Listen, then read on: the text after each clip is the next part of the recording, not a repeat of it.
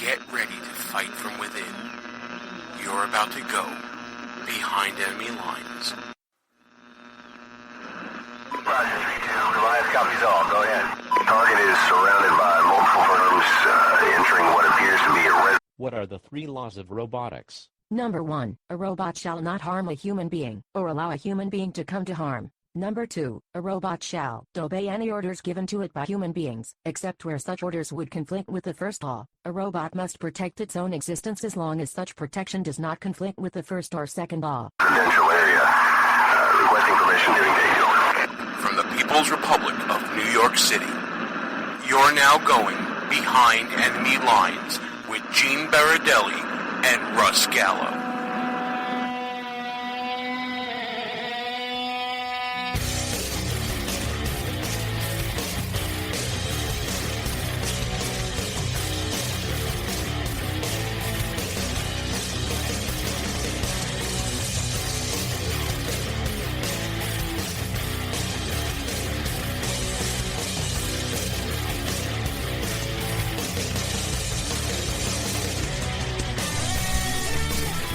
And you are now behind enemy lines. Hey there, how you doing, America? Gene Baradelli and Russ Gallo here with you on a beautiful evening here in the People's Republic of New York City. Russ, how you feeling over there? You look like you're about ready to die right now. I'm a little tired, but I'm glad I'm here. You're battling. I see you fighting through right now. It's good. Fighting through, pushing through. Well, listen, talking about fighting through a show, we're going to fight through this show about the tragic shooting in Orlando, and we're going to analyze it as best we can. And then we're going to go from the depths of despair to a very hopeful story about a group of veterans trying to make a difference. You've heard them on the show before, at Adam and Andrew Marr from Warrior Angels Foundation, talking about their participation in the Warrior Games up in West Point this week. And, of course, the return of my man, my favorite man, outside Russ Gallo, Andre Walker, coming back on the show stronger than ever, pal. It's going to be a great show. We got a lot to talk about. Let's get into it right now, talking about this Orlando shooting. For those of you who've been living under a rock this week, you should know about what happened at a gay nightclub called Pulse in Orlando, Florida, where Omar Mateen, a, let's call him radicalized Muslim coward, hateful, no good bastard, just made that one up myself, went into the nightclub around 4 a.m., started shooting the place up, called the police and proclaimed allegiance to ISIS before doing it. And instead of a nation coming together regarding the largest terrorist attack since 9/11, the nation is dividing itself into segments of population depending upon political affiliation, sexual orientation, and a host of other categories that we will probably get to during the show. How's that for a summary, Russ? Gene, you are the master of summaries. I am the Cliff Notes of Behind Enemy Lines Radio. Definitely Cliff Notes. But let's get real. Let's get real for a minute here. Absolutely. By the way, that was a nightclub that this man supposedly frequented once or twice before. According to his ex-wife, which, again, listen, I don't care what race, creed, sexuality, sexual orientation you are. When you're dealing with an ex-spouse, how much can you really believe them? But let's take it at face value right now. His ex-wife proclaimed to the news media that Omar Mateen, this scum-sucking bastard that did this attack, was actually himself a closet homosexual. Well, there you go. So, and we're going to add all this into a cauldron of hate and division and cynicism that is going on in this country right now. First of all, Russ, and this is the first thing that comes to mind because we all think about the way media handles things and social media and all that. Why is there no American flag overlay going on right now on Facebook and other social media? And why isn't everybody saying that we stand as Americans in the face of terror? Why is it being segmented and segregated and separated in the way that it is? Well, you gotta love the left. You gotta love the left and how they slice and dice Americans. They put everybody into their own little compartments. First of all, Gene, the irony here. The irony that Donald Trump, Republican candidate for president, is the champion of the homosexual community, which I always say I hate these words like community, but isn't it ironic, don't you think? It's like rain on your wedding day. On your wedding day, that Donald Trump is the one coming out strong in defense of the homosexual community, while you have the blathering idiots on the left like Hillary Clinton and Barack Obama saying we need to build bridges with the Islamic community. Build bridges where? Over the dead bodies of Americans shot dead in a nightclub? They're so out of touch. How can anyone say that Donald Trump is not right here? How could any homosexual in this country not vote for Donald Trump going into this November? How could they not? So I agree with everything you're saying, Russ.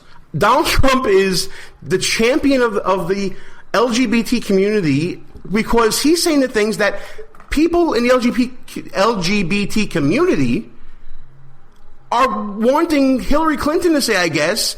But you know what?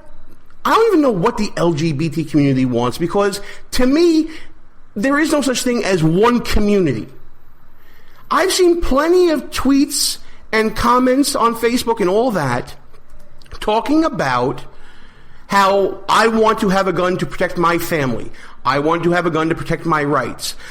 I've seen people start saying, okay, mount up because Muslims hate us now. They're just as much a part of the LGBT community as the liberal members are.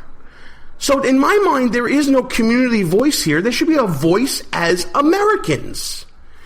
Americans were attacked by a domestic terrorist. American lives were lost. This is like, and you know, before I get off on the rant about Second Amendment and gun control and all that, this is the perfect opportunity for someone to unite, but the left just wants to divide. They divide upon, you know, sexual orientation, culture, political point of view, and of course the issue of gun control, which we'll get to in a second. But you're absolutely right. Donald Trump, he probably had the best comments that everybody wanted to hear, no matter what community you were in. I don't think Donald Trump went far enough, but it's a good start. Here's what I would have said. As master of race relations and yes, Russ is the master of diversity on the show. So, first of all, here's my little message to the LG ABCDEFG community out there. Stop worrying about nonsense. Stop arguing about which bathrooms your people should be allowed to use, and stop comparing little old lady Christians who don't want to bake cakes at your gay weddings to Muslims who bust into your nightclubs and slaughter you. There's no comparison. Wake up. Wake the hell up. I don't think I can add anything to that. Yeah, it's time for a wake-up call. And this was a wake-up call because, as Russ has said on this show, it's not so much the Christian conservative that you have to worry about. You don't have to worry about them. They're not going to come kill you. They might not bake a cake for you. They might not serve you a Chick-fil-A sandwich on a Sunday. That's about the worst you're going to get. Speaking of which, Chick-fil-A opened up on Sunday to serve food to people who are donating blood for the tragedy down in Florida. Hat tip to Chick-fil-A. Absolutely right. Okay, so you know what? Let's get to the elephant in the room, the meat and potatoes that we always like to talk about here.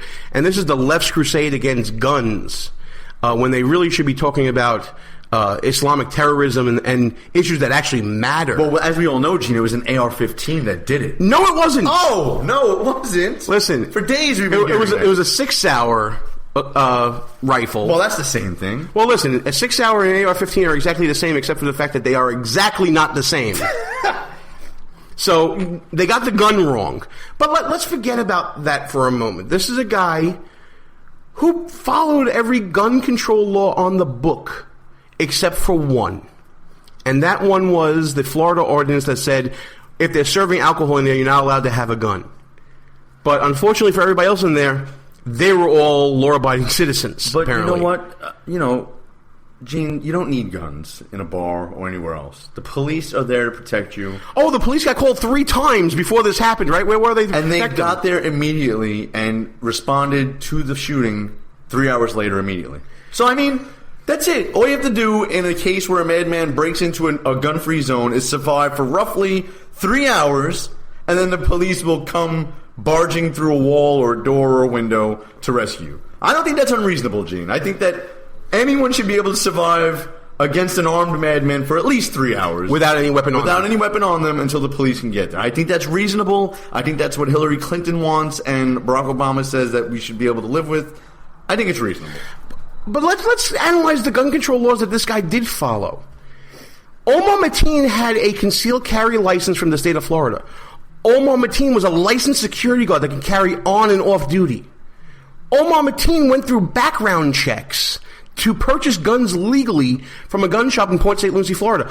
Omar Mateen was on the government's radar as a known sympathizer of terrorist points of view. He was seen cheering by friends during the 9/11 attacks.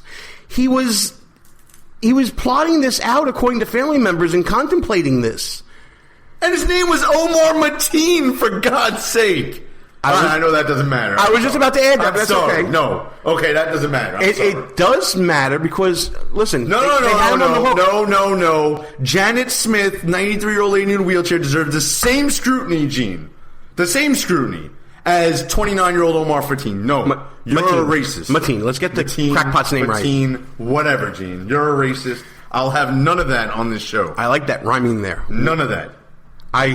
I'm sorry. I don't know where I went wrong. But the point being, gun control laws would not have prevented this tragedy from happening.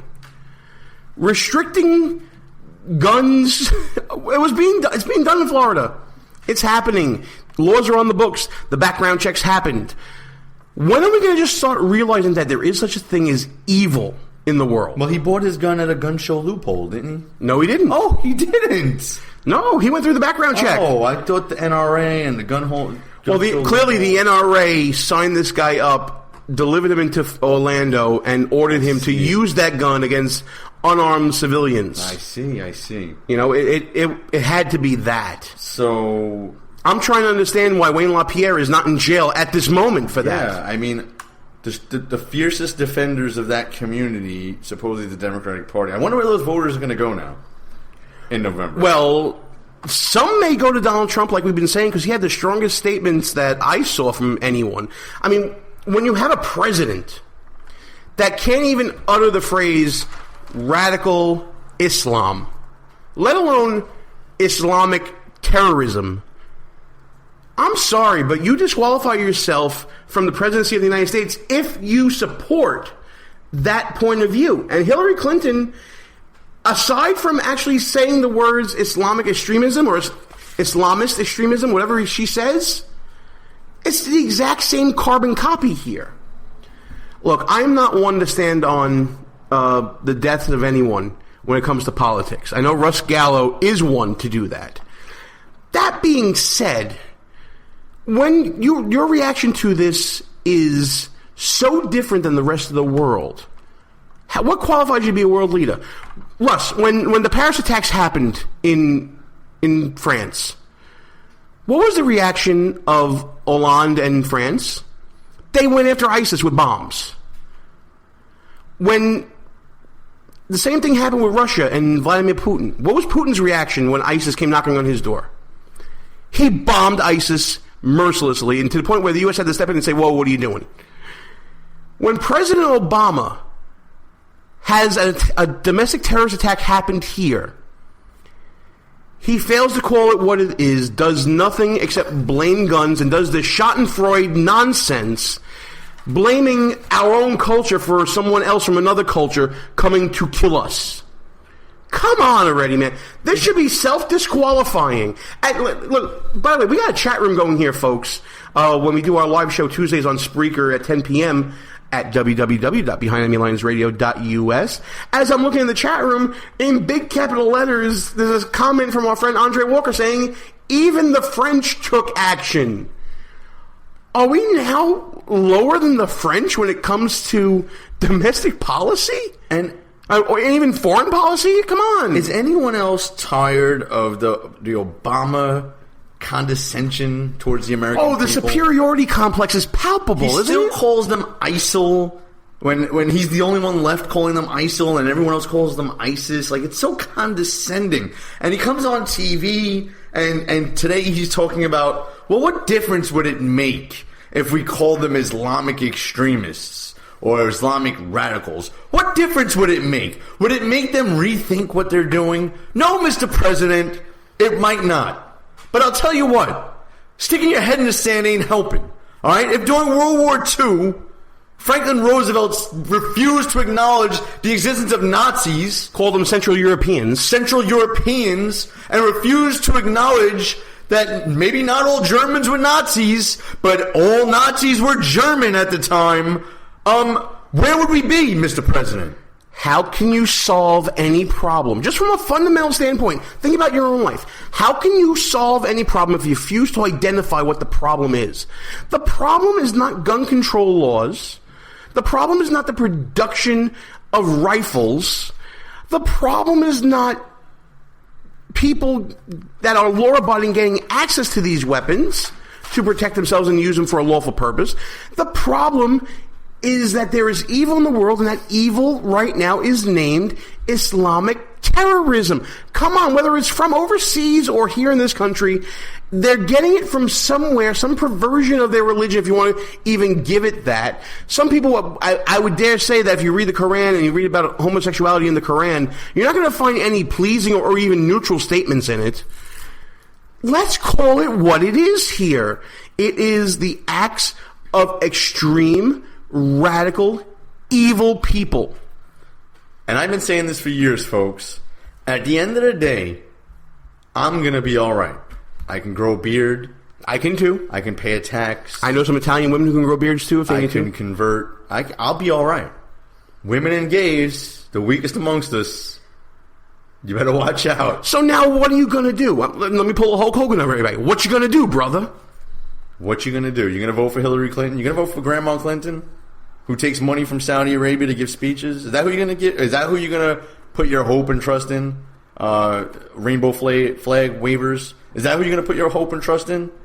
Is forcing a Christian grandmother to bake you a cake at your gay wedding so important that you're willing to risk the safety of yourself and cohorts? Is that so important to you? When are you going to go to the Muslim bakery and ask for the same thing? When will you cowards? When will you go to that Muslim bakery? When will you go to that halal meat shop or whatever the hell they call it and go demand that you get a halal catered wedding for your gay wedding? When will you? Oh, you won't. You never will. You never will you? It's amazing to the hypocrisy of it.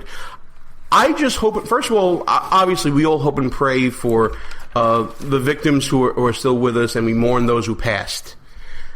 But it's time to mobilize and get everybody on the same page here. This was an attack on America. This was an attack because America has embraced the LGBT community. It's an attack on what makes America great. And even from your most liberal point of view, you have to recognize that this is an attack at the heart of your America too. Because your America embraces diversity. Your America embraces all points of view and all kinds of people, and that kind of compels everybody to go along with this embracing that you individually think a collective should be doing. And that was an attack on you too. And you dummies, which side is willing to go to war over something like this? Who is more outraged, the left or the right? Trump or Clinton? Republicans or Democrats? You dummies out there? Who? The Republican Party, Donald Trump. We see this as an act of war against the United States. The very party you think discounts you and doesn't want you to be part of the fabric of this country, and I'm talking to the homosexuals out there, the LGBT, whatever the heck acronym it is, you keep separating yourselves out. The very party you think doesn't want you to be included in the rest of the country is willing to go to war for your dumbasses. And yet, who do you throw your support behind? Clinton? Obama? Bernie Sanders? The very people who would like to brush this under the rug and were hoping to call this workplace violence or some other nonsense. Wake the hell up before you're gone. Wake up. A few comments from the chat room, then we're going to take a quick break. We got a whole bunch of different points of view. Well, not different points of view. They're all the same. Everybody's saying they're getting on the Trump train in the chat. I like that. Comment from our friend Dano saying that he had high-level security clearance once upon a time and still had to go through background checks for a weapon. This guy was an FBI target at one time, but still managed to get a security guard position and was able to possess guns. I don't think that's a failure of our system. It may be a failure of the application of the system. The laws are probably okay. I think the laws are okay on the books that we have now. Something maybe fell through the cracks there, or maybe the fact that he was cleared by the FBI and the FBI didn't do their job. That's something to discuss maybe later on in the second segment when we go through this stuff. Russ, go ahead. Yeah, just real briefly, though, if I fill out an application for security clearance with the United States government, and I put on that I'm a member of, I don't know, the KKK, I'm going to have an issue getting my security clearance, right? It's a free country. You could be a part of whatever organization you want to be. We're almost to that point, and this is where Donald Trump was starting to go during the primaries, where being a Muslim, until we figure out what the hell is going on with this religion, quote unquote, we may need to slow things down a bit.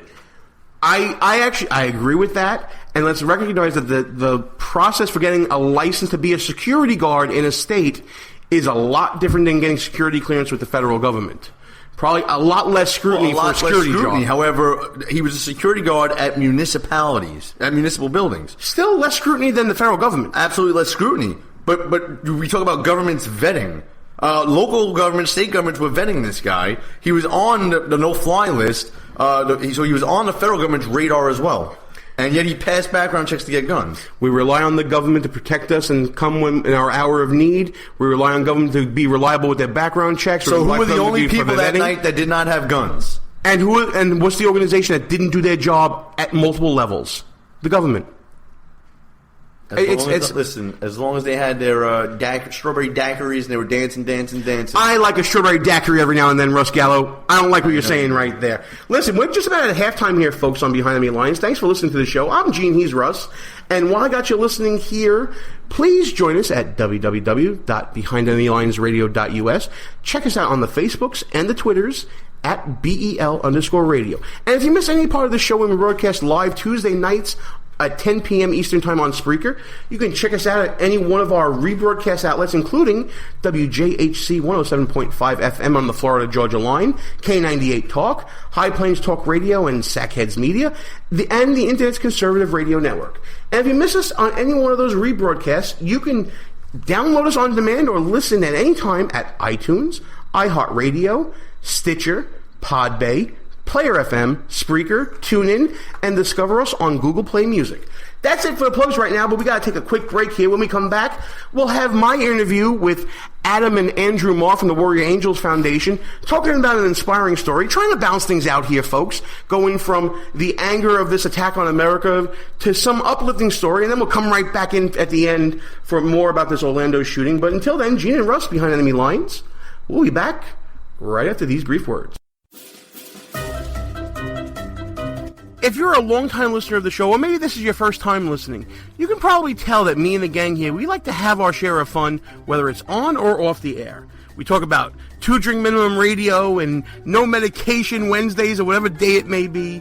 That's why when we found the people at Less Government, More Fun, we knew it was a match made in heaven with this show. Folks, we live in a time where government is out of hand. Our founding fathers did not intend government to be all-consuming in all parts of our lives. That's why we are telling you to go to lessgovmorefun.com, check out the website, check out the swag. What the people want is less government, more fun. Pass it on, make it happen.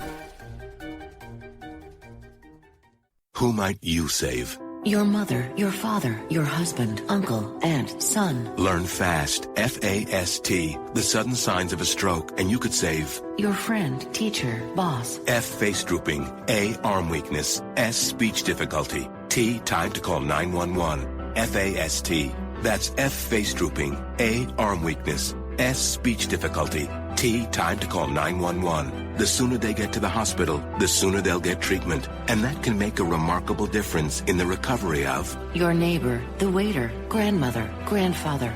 So learn FAST, the sudden signs of a stroke, then pass it on, because you never know who might save you. your wife, your colleague. Spot a stroke fast. Visit strokeassociation.org. Brought to you by the American Stroke Association and the Ad Council.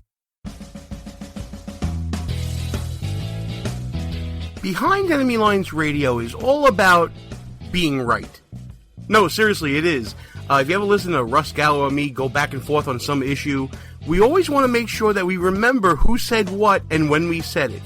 That's why we go to GoOnRecord.com. It's a brand new social media website. Challenge people on what they believe, whether it's in politics, sports, entertainment, finance, whatever. There's a category for you at GoOnRecord.com.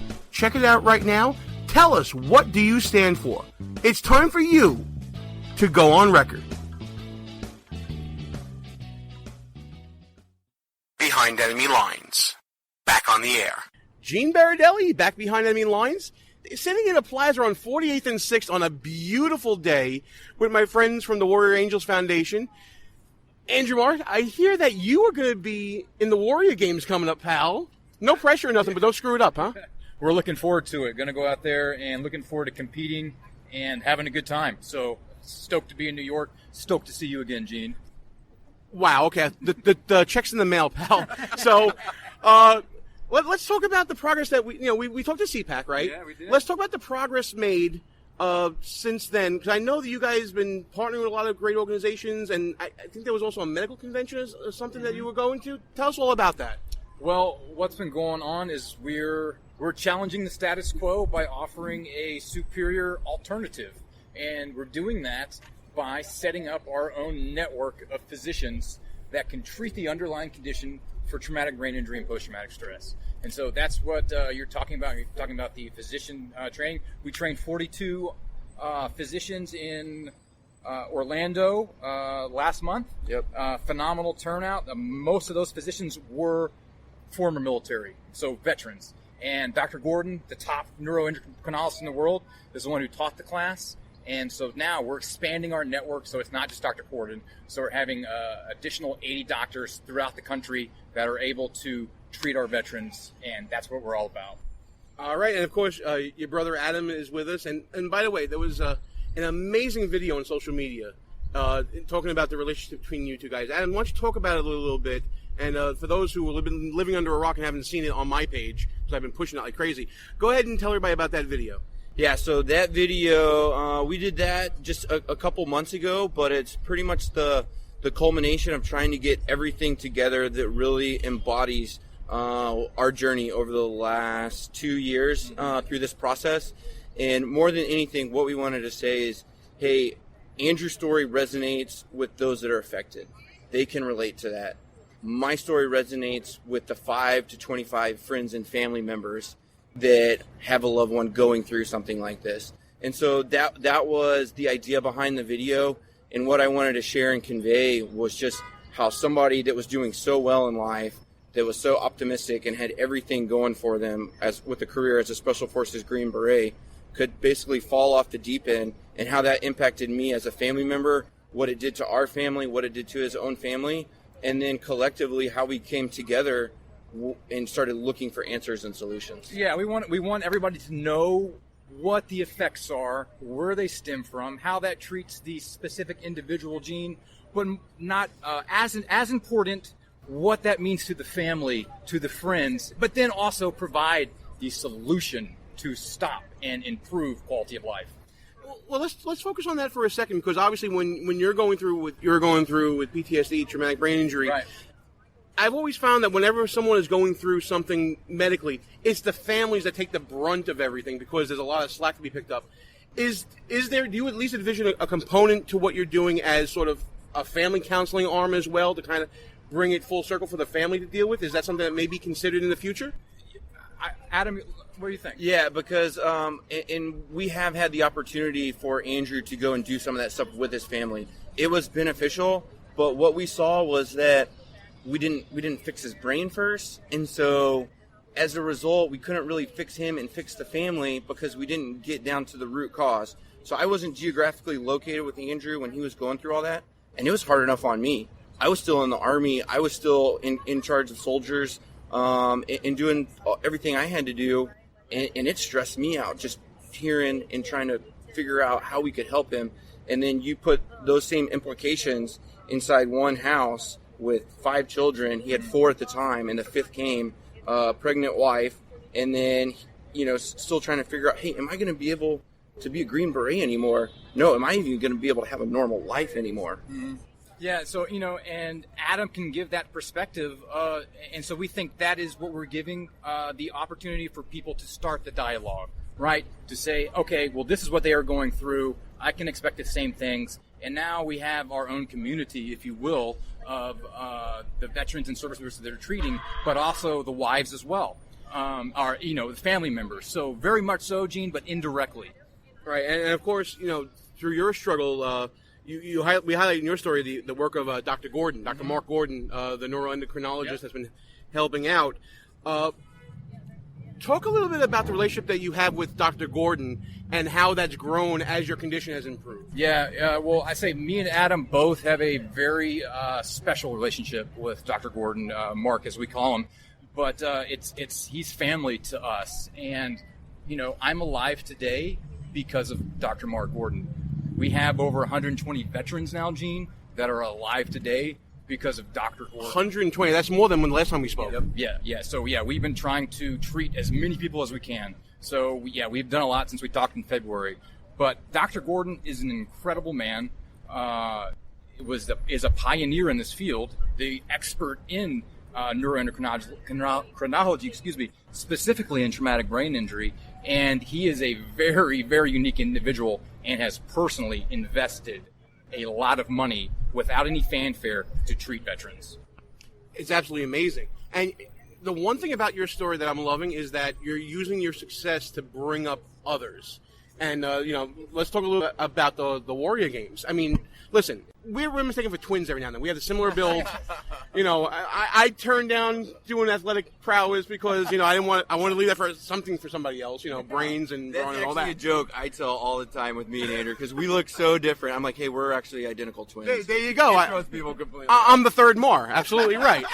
So, talk about, obviously athletics and athletic achievement, part of your background growing up. How much of a full circle journey is it to be going to these games now, to be competing? Pull something out of my folder. I want to show you. Whoa, easy there. Thank God this is not video. Oh, look at this. This is a medical file. I know what this is. Medical file. My medical evaluation board. You can see it's about 3 inches thick. I can see it. Yeah, absolutely. Mine was about this much. Yeah, and we're talking about less than an inch thick. Listen, as an attorney, I'm used to working with medical records all the time and going through them. It's such a different level of education, isn't it? I mean, you have to really know how. It's like reading a different language sometimes. Yeah, it is. And to have a neuroendocrinologist on your side to kind of translate patient to doctor is got to be huge. Oh, it is. And the thing I want to drive home about this file is there's 32 rated disabilities, so-called disabilities from the VA here. So they rated me as 100% disabled. A year and a half ago, I was having such bad migraines, double vision, balance issues. I couldn't even remember how to drive home. I had no quality of life. I couldn't even think about competing at a high level in an athletic event. And now, through the help of my family, through the help of Dr. Gordon, we were able to come out of it, come to the other side. And now we're saying we want to just live again. So we're competing at the Warrior Games for 2 reasons. 1, to train and just to live life to the fullest. But 2, to show everybody else out there who's suffering any kind of debilitating injury, be it visible or not visible, mental or physical, you can come back. You can pull yourself out. You can get the help.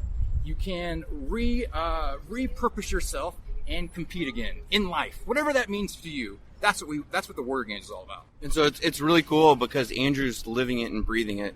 But it's not just special and specific to him. We actually have 2 of the employees that we brought on in the foundation are former Army soldiers that have been affected by TBI that are on Dr. Gordon's treatment. Andrew himself is the CEO of the foundation, and I wasn't affected nearly like he was, not even a small degree. And I got to try my darndest to keep pace with him with where he's at now. Now, a year and a half ago, it wasn't that story. So he's gone from the depths of despair back up to the top, to the pinnacle, and he's he's doing that in the Warrior Games, but that's happening within the foundation for the 120 veterans that are on the protocols, which is amazing. Yeah, so we're saying nothing here is exclusive to us. We're magnifying what's going on at a big level now, and with help from people like Eugene, that is surging and going to run rampant through the country as we heal those who need healing. Well, obviously, to reach the goals of reaching as many veterans as possible. I mean, 120 is great for the few months that we've been talking. We want to get that number 10 times up there very quickly. We want to ramp this up as quickly as possible. Let's talk about getting money and people involved, because that's kind of my job here, right? Yeah. I'm a big believer in what you guys are doing. I never advocate for people to give money unless they want to. This is one time I'm saying, folks, open your wallets up. It's time. I rarely ask you guys. Warrior Angels Foundation, this is an organization I believe in. My company's going to be giving money to it right after this interview. And let's talk about how we can get in touch with you guys, how to get involved, social media, and all that stuff, Adam. Well, we had a really cool story that happened actually just right before we met up with you. And this is part of that veteran outreach right before we get into the money. And this was a regional director from Wounded Warrior Project up in Alaska reached out and contacted us. He was a former EOD, so same kind of line of work as Andrew. And I asked him how he found out about us, because he was inquired about our foundation. And he said, well, I stay on top of TBI and PTS, and I'm constantly reading the latest to understand it better and help our veterans better. In these last 2 weeks, I've come across all of your stuff, and it's incredible what you guys are doing. We want to bring you guys up. We have 800 veterans that are getting together, and we want to be able to offer and talk Warrior Angels Foundation with them. So this is somebody who's an organization that has some bad publicity lately. We've been asked about them all the time. We do have Warrior in our name, very different organizations. But for them to come and validate what we've already seen, what the results are already showing, is incredible. So the other side of that is we're going to have so many veterans that need this, and we can't do it without the organic donations. That's how we run. That's how we operate. Yeah, and so we've set this thing up, Gene. We run a business, and it is a nonprofit. We run it like a business, and our business model is immaculately incredible. And the way we do it is we don't need a brick and mortar facility. We don't need to send our people to a doctor's office or any of that. So what we do for the process is once somebody is cleared for funding, we send them a lab kit from our lab in Florida. They receive it at their physical location at their house. We send a mobile phlebotomist to their house to draw their blood. The phlebotomist sends that back to Florida. They're gonna run and get that data, send that data to Dr. Gordon in California. He's gonna write a detailed report, send it to you via FedEx, and email it to you as well. We will then do a Skype consultation, a one-on-one. He's gonna go everything that he's found in detail, so you have a really good understanding of what's going on. And then we'll talk about the protocols that we're going to instill to treat the underlying condition. After that, they'll send us the invoice. We'll pay it. And so we've brought world-class care to the veteran or service member wherever they're at without having to leave their home, without having to go to a doctor's office or wait in a waiting line. And we're so incredibly proud that we've brought that to them. Yeah, we do it all through the website, www.waftbi.org. That's www.waftbi.org. And from there, you can go and fill out and apply for this treatment. You can also find all the latest media and news that we've been putting out. You can find links to Dr. Gordon, his research, and his study. So it's a wealth of information. It's for the family member, it's for the affected, and it's for those that want to get involved in support. Yeah. We have multiple ways that people can support. And I also want to say, Gene, that those people that are on the edge, hey, should we do it, should we not do it? I want to say we were founded and run by combat veterans, okay? If we started doing things that was not having the veterans' well-being at our hearts, we would be exposed immediately, and rightly so. We would lose all street cred. But we have incredible relationships and street cred, so to speak, because of the way we do business. Last year, 84% of everything we took in went to go directly to treating a veteran. And again, we are challenging the status quo being the current system. which is predicated on sickness, medication, and psychotherapy by offering a superior alternative. If that's not the American way, if that's not John Wayne and July 4th and apple pie, I don't know what is. And we've had this conversation before about you're treating the symptoms, not necessarily the disease, when it comes to traumatic brain injury, PTSD. Your way is clearly working, and anything that we can do here on the show to help you guys out, we'll be glad to do so. Go to www.waftbi.org for the Warrior Angels Foundation. Find out more about them, and you are guaranteed to find out more about them on this show. Guys, thanks for coming on, and we'll talk to you down the road, huh? Gene, our pleasure, brother. Thank you, Gene. Hello and welcome. My name's Andre Walker, and after a couple of weeks' holiday, your weekly monologue starts right now. We were all shocked and appalled this week by the terrorist atrocity committed at Pulse nightclub in Orlando. This week, the monologue is dedicated to the victims, their families, the American nation, and everyone who loves freedom, no matter where they are in the world. So far, we know who did the shooting, Omar Mateen, but we seem unable to agree why he did it. Liberals claim he was merely a deluded homophobe, rather than anti-American, 7th century, sexually repressed, camel-bothering and cowardly Islamo-fascist. By the way, I came up with that definition myself, and I'm extremely proud of it. Amazingly, despite Mateen having said himself he was a follower of the Islamic State, his dad Sadiq claimed the attack had nothing to do with Islam. He even said his son wasn't a proper Muslim. And you know what the reason he said he wasn't? That little Omar didn't even have a beard. Well, listen, Sadiq. Ellen Burstyn doesn't have a beard either, and she's still a Muslim. Yeah, I didn't know that either. Thank you, Wikipedia. Isn't Burstyn great in House of Cards, playing Claire Underwood's mom, by the way? Apparently, her character persuades the First Lady to get back together with the President in a cynical attempt to run for Senate. Sorry, is this even bothering to pretend to be fiction? Or is it just an historical account with all the names changed? It's starting to remind me of Primary Colours without the increasingly ridiculous war paint John Travolta insists on wearing on camera. It's bad, John. You've just got to get rid of it. It's really bad. If Hillary wins the election, Bill Clinton, of course, becomes the First Lady. He'll be the most manly First Lady since Hillary Clinton. Hang on. Does that mean the two ugliest First Ladies in history will have had sex?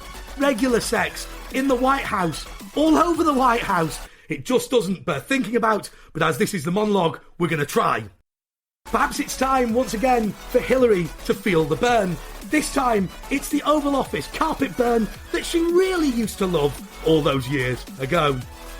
Of course, Hillary and her chums are keen to curtail the Second Amendment in order to stop acts of terrorism. Piers Morgan took to Twitter to say that almost all mass shootings in America were committed with assault weapons. Well, of course, they're mass shootings. They're done with big guns. Was that ever in any dispute? 100% of baseball bats attacks are done with baseball bat, Piers. Did you know that? If that's the best analysis Liberals can come up with, we're in for a very, very, very long summer. That's the monologue. Just time to announce last week's poll results. Every pollster in the country asked the British people whether they wanted to leave the EU next week, and the majority of them said yes. We all know Vote Leave uses red as its colour, so I'd like to say that that's yet another example of a red nation rising. Until next week, goodbye. Check out Andre's column at townhall.com. Check him out on Twitter at Andre JP Walker. And read Andre's work here, Behind Enemy Lines. Now back to the show. Gene and Russ, back behind enemy lines. We want to thank Andre Walker for coming back to the show. It's been a long time coming. We're glad he's back. And we were discussing Andre's but I wanted to thank stuff. Andre It's great. first that I don't think we've mentioned Hillary and carpet burn in at least 6 months on the show. It's been a while. Thank you for bringing it back. Reset that clock. Absolutely. No, it's just, by the way, thank you, sir. But Russ has a suggestion for a segment on the show involving Andre. Go ahead and discuss that real quick. I want to do something where Gene and I say the same exact thing and then have Andre say it and see who sounds more educated or whatnot. You know what I mean? Well, exactly. For some reason, when I say things or Gene says things, people kind of like Yeah, right, laugh it whatever. off. Yeah, right, whatever. But then when Andre said something almost the same, but with He's with so somewhat of an accent, distinguished. He sounds so smart. I want to see that.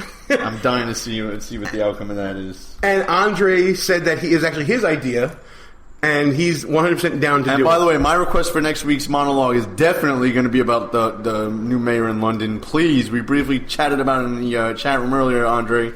Give us the lowdown on your views on that. Absolutely. And by the way, check out andrewalker.uk, his new website, which we got to add into the plugs later on as well. Back on topic, though, Russ, and before we get back on topic, actually, thank you to Andrew and Anna Marr from Warrior Angels Foundation. They're doing some great work. You'll be hearing more from them in the weeks and months to come this year and beyond. We're going to get behind them in a big way, Russ, for sure. Back on topic. This Orlando shooting, where do we go from here now? Are voters of this LGBT quote-unquote community going to give a new look at Donald Trump as a result? I think it's almost inevitable. I mean, at the end of the day, every group of people in the United States puts one thing above all else: remaining alive. That's usually your number one priority when you go to the poll booth. Let's see. Keeping money maybe a little higher, but yeah, staying alive is kind of like the goal of life. I mean, let's just put it this way. George Bush lost the popular election in his first election. He lost it against Al Gore. After 9/11, George Bush's popularity was through the roof. Support for the wars in Iraq and Afghanistan through the roof. And he won a re-election against the guy who's the Secretary of State now. But the difference between then and now is this attack seems to have been targeted at a certain segment of the population. Is it the responsibility of the people within that segment to wake up and lead top up, or is it going to come from top down or bottom up? See, but you're falling into like the left's paradigm here, where go ahead and tell me how. As a segment of the population, and dare I say, like Ted Cruz almost sees things like where there's New York values and everything else. And by the way, I'm still a Ted Cruz guy, and there are New York values. But 9/11 happened in New York City. I didn't hear Texans saying, well, it's that segment of the population that needs to wake up because it's all liberals in New York City that were attacked. No, the right doesn't say things like that. The right sees this attack in Orlando, the attack on 9/11, the Fort Hood shooting, I can go on and on San Bernardino, as attacks against this country. It's only the left that slices and dices Americans into smaller groups where we can just write them off then. That's not what the right does, and that's not what this country's about. And if you don't believe that, take a look at the initial reaction on social media. Again, we talked about this earlier, when we're talking about Pray for Orlando and all that. Did you see an American flag in a lot of those memes, or did you see a rainbow flag? And that sickened me, because I was watching the TV, and I see in San Francisco they had some gay pride parade, and I get it's a gay pride parade, but every time they mention Orlando, they're waving the rainbow flag. What country does that represent? Stop it already. Stop it. Become part of the winning team. Get on board. And I'm not just talking about Trump. I'm talking about join the American team. What the hell's wrong with you people? And I think that's the point. I think we've kind of nailed it. When you pray for Orlando, it's an American issue. When the attack in Paris happened, everyone had Paris flags overlaid on their Facebook profile picture. Remember that stuff, guys? When the attacks happened in other places outside of America, you see that country uniting in their national identity and looking to get their pound of flesh, so to speak, from the terrorists, to try to eradicate the terrorist element that hurt their nation, their people. America better wake up, man. I mean, listen, 9/11 was an attack on America. The attack in Orlando is an attack on America, because what is more American lately than the idea that there is an equality between people who are gay and straight? If there is such an equality, as Russ is saying, then you're an American first. And everything else comes later. You're an American. Look at the left, Gene. Look at what they do. They shut down, or try to shut down, Donald Trump rallies. They attack Trump supporters, attack them openly while the police watch. That's despicable, by the way. The people who run those police departments ought to be ashamed of themselves. And what flags do they wave at these anti-Trump rallies? Look what the left does on college campuses. But what flag, Gene, before you go? What flag do they wave? At the anti-Trump rallies while they're beating up, mostly white, Donald Trump supporters. I mean, there are all kinds of flags, but one of them is the rainbow flag. The freaking Mexican flag at the Trump things. In California, yes. I don't know about other places. And the Bernie flags, all this other crap. But they don't wave American flags to the left. Why not? They burn American flags whenever they do have them. Diana in the chat room got your question right, so Diana's now 1 point ahead of me. But what you were talking about just now about the Trump rallies made me think about what's going on college campuses when you have progressives and lefties blocking access to arenas and discussions where conservative speakers are invited to speak. One of them, by the way, a conservative gay activist in Milo Yiannopoulos from Breitbart. Sorry, Milo, I don't know how to pronounce your last name now. I'll get on that real soon. But point being, this is what, you're absolutely right, this is what the left does. Divide and conquer, and then make them turn out at the polls, and keep them in the same or as worse state as where they are now. Because progress is not really progress when you vote Democrat. What are you smiling about over there, Russ? You're doing something over there. Speaking of accents, Andre just kind of bashed mine a little bit. You see what we wrote about? No, he's actually bashing me. One accident. Okay, Russ sounds like a more intelligent Rocky. That's pretty good. I like that. Hey, yo, how you doing? Listen, we got a little bit of show left here. I think we're not exactly time for final thoughts, but let's wrap up this segment and let's leave the people with a little zinger here, Russ. I know you always like to leave emphatically when you might drop out of here. So, well, I don't know. I maybe we'll talk more about this next week. But what about we'll definitely be talking about more mayor of London? Happens to be a Sadiq Khan. Sadiq Khan happens to be one of them. One of his first orders of business, from what I understand, is that he basically decreed that there will be no more racy type photos in any advertising throughout the city of London. Well, that counts us out, Russ. Now, I was saying, little known fact is actually Mayor de Blasio of New York City actually decreed that Gene and I should show less skin in our advertisements. But that's finally something we can all get behind Mayor de Blasio with here in the People's Republic of New York City, by the way. But this London mayor, this is bigger than people think. You may think, it's no big deal, that crazy London mayor and his shenanigans. This is huge. With a Y. This is a Western country, major city, being led by an Islamic, somewhat of an extremist, outright banning what women primarily can wear in advertising. If you don't think that's a big deal, and listen to think about what I preach about the left. They work incrementally. Today it's advertising. Tomorrow, it's your daughter in a separate school, in a burqa, and then out of school, and then not being allowed to drive. Wake up! Women, I keep warning you about this. Wake the hell up. Gene, me, Andre, we can grow a beard. We'll be all right. We're going to be all right. You people, on the other hand, and by you people, I mean women this time around, wake up, because you ain't going to be all right. Oh, it's coming. And you know what? You're absolutely right about the incremental. And here's what I think we should be doing right now, Russ. I think every white guy out there, talk to one woman out there. Not just find out their number, but let them know that if and when the time comes, they're going to rely on you. They're going to laugh you off, of course.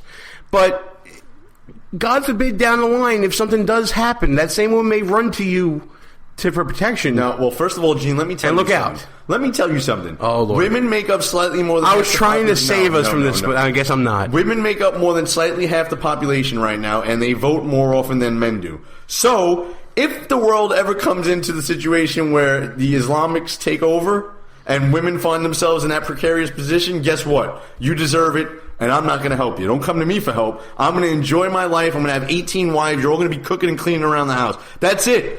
This is your chance to stop it now. Once it happens, don't come to me. I'm not picking up a rifle to fight for you. You need to pick up a rifle and stand a post now.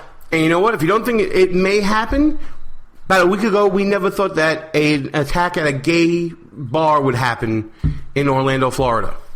A lot of people have said that, by the way, Gene, including the government, which I find astonishing. But by the way, I mean, and listen, we're running out of time in the show, but just to mention real quick, ISIS and their social media networks put out there that there was going to be an attack in Florida as far back as June 8th. And we've been talking about it for years now, Gene, about soft targets. You don't get much softer of a target than a gay bar. And that's what Willie was. Disney World, which is where he was at the day before, or a Burger King, or McDonald's, or any other soft target. This is too easy to accomplish. So don't think we're going to get less of these just because we don't say Islamic radical terrorism like President Obama says will happen. We're going to get more of these things. As they get on TV and people realize how easy this is, that you cannot harden every target, and your gun-free zones are idiotic, there's going to be more of these. So wake the hell up. Get rid of gun-free zones. Arm yourself. Take these idiots out as soon as they start doing this nonsense. And for God's sakes, don't wait for government to act. Act yourself. You got your own brain, don't you? Use it for once. 49 people killed. The man had to reload several times. Somebody needs to do something. Come on. And with that, we're going to end this show. Great job, pal. But it's time to shut this sucker down. And I want to thank everybody for listening. I want to thank Adam and Andrew Marr from Warrior Angels Foundation coming on the show. Russ, you ready to shut this sucker down or what? Stop all immigration from Muslim terrorist sponsoring countries until we figure out what the hell is going on. Get on the Trump train now, people. Good night, folks. We'll be back next week. Our position has been compromised. It's time to roll out. Report for debriefing at www.BehindEnemyLinesRadio.us and look for regular communications via Facebook and Twitter at BEL_radio. You are the resistance. Behind Enemy Lines. A Rock Radio production. Copyright 2016. Back in 7 days. Out.